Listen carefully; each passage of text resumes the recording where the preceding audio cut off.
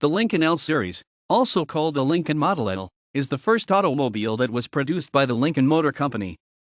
Introduced in 1920, the L Series would continue to be produced after the bankruptcy of Lincoln in 1922 and its purchase by Ford Motor Company.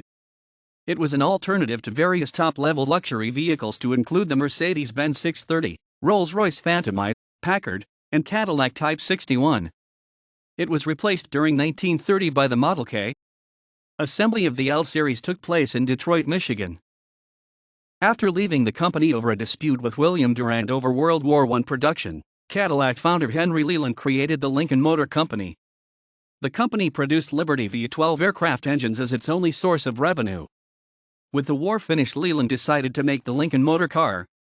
The company was reorganized in 1920 and created the first L Series car in 1920, for sale as a 1921 model. The L Series was designed by Angus Woodbridge, the son-in-law of Henry Leland, trained as a ladies' head maker. The design of the L Series was considered old-fashioned for the time. In the years following World War I, the Lincoln Motor Company struggled in the post-war recession with repeated, false tax evasion claims. In financial trouble, Leland sold the company to Henry Ford in 1922 for $8 million, the amount determined by the judge presiding over the receivership, Arthur J. Tuttle. Henry Leland valued the company at over $16 million.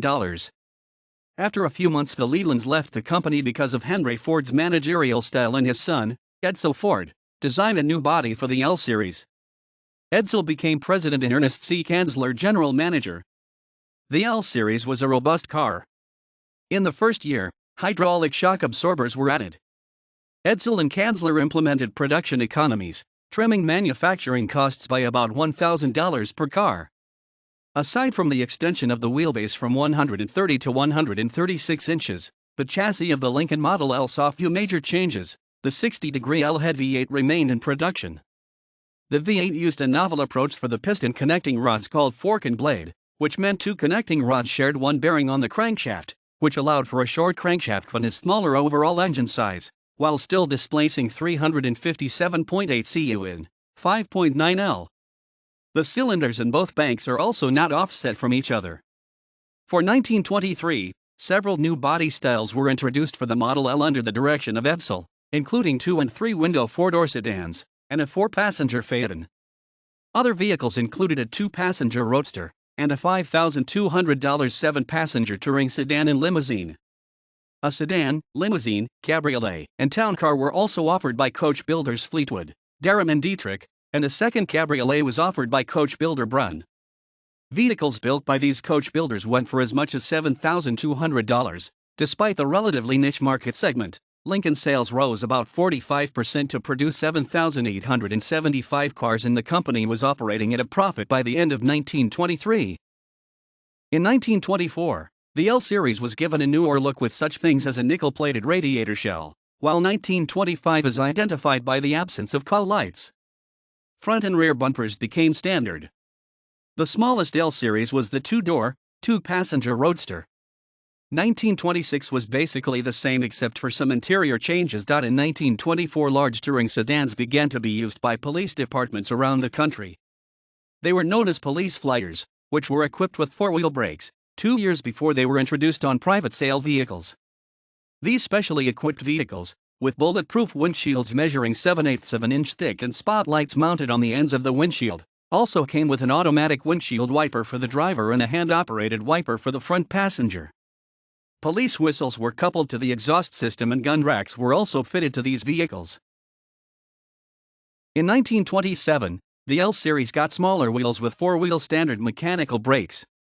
All instruments were on an oval surface. A larger engine, though no HP increase, came in 1928. 1929 brought safety glass and dual windshield wipers. 1930 was the last year for the L Series.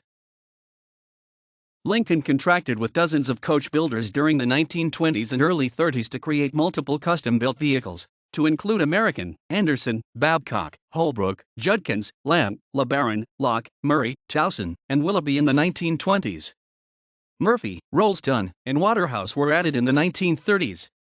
Optional equipment was not necessarily an issue with 1920s Lincolns. Special and bespoke items were accommodated on customer vehicles. A nickel-plated radiator shell could be installed for $25, varnished natural wood wheels were $15, or Rudge Whitworth center lock wire wheels for another $100. Disteel steel disc wheels were also available for $60.